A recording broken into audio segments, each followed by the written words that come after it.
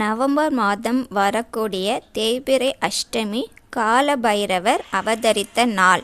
அந்த நாளை தான் கார பைரவர் ஜெயந்தியாக, அதாவது மகா காலஷ்டமியாக கொண்டாடுகிறோம். நாள் 12/11/2025 புதன்கிழமை.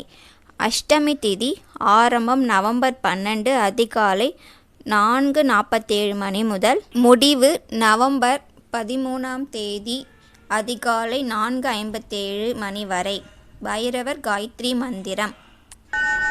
ஓம் காலத்வஜாய வித்மஹே சூலஹஸ்தாய தீமஹி தன்னோ பைரவ பிரச்சோதயாத்.